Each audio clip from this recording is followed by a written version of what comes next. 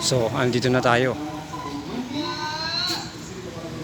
sa tapat ng simbahan. Ang simbahan po ito ay maraming nangyayaring himala. So, ito po. Pagmasdan yung mabuti. Dito tayo magsisimula.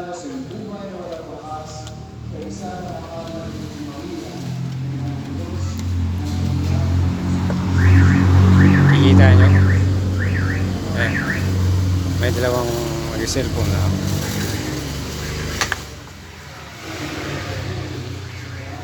Mga magjowa. Ha? Kita nyo?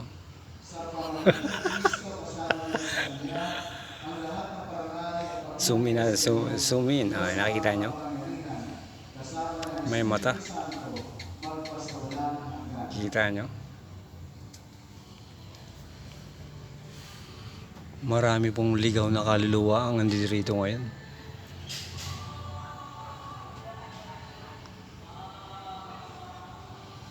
Ayan, ayan.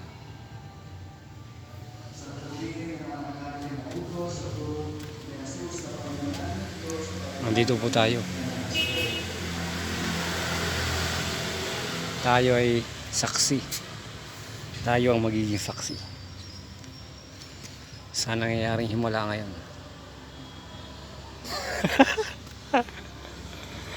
Silipin natin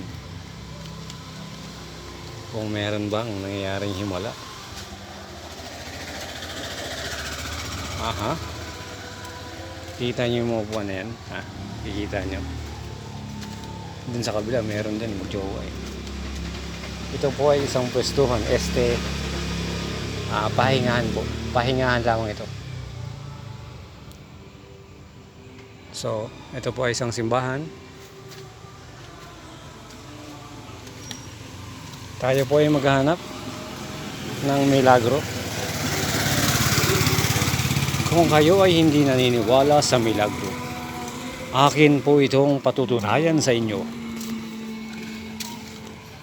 At kung nakikita ninyo, ayan, mukhang kinakabahan ako. Kinakabahan ako. Oho.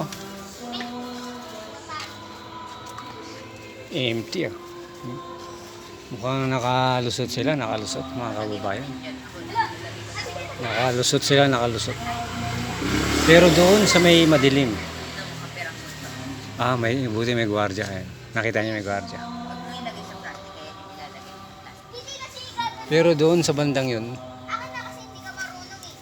meron dalawang taong gumagawa ng himala. Nag-uusap lamang sila. Hindi ko naman sila istorbohin, pero ako mismo ang nahihiya sa kanila. Ako mismo. So, pagkatapos ng misa, nakapagbawas na tayo ng kasalanan. Dito po, pinakamagandang magbawas ng kasalanan. Dahil pagkatapos mo magbawas ng kasalanan, ay pwede mo ulit itong dagdagan. Hindi pala, pagkatapos mo palang manghingi ng kapatawaran, pwede na po kayong magbagong buhay para siyempre new beginning, gano'n. Pero ito, nakikita nyo yun, ha? Nakikita nyo, ha? May magjowa na doon, ha? Nakikita nyo. Yan.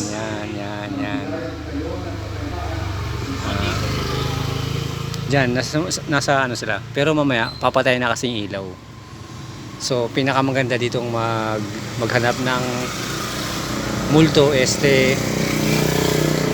maghanap pala ng drilled. Pero kung gusto mo maghanap ng drilled o katatakutan, nire-recommend ako na dalhin mo yung jowa mo para sabay kayong magtakutan.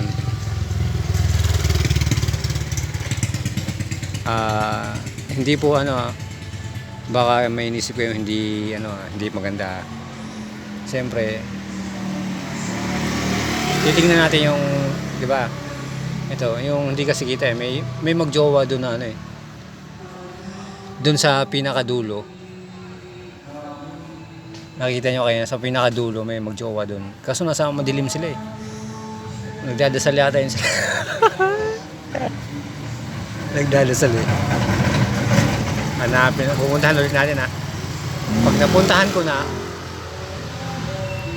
comment nyo na lang kung kayo na bahalang musga kung nag-rosaryo ba sila o nagpe-prayer meeting o baka nag-iiyakan kasi minsan kasi narinig ko na parang umiiyak eh. Dito sa likod ko meron na sa likod ko meron na. Papatayin ko muna yung record ha. Papatayin ko muna.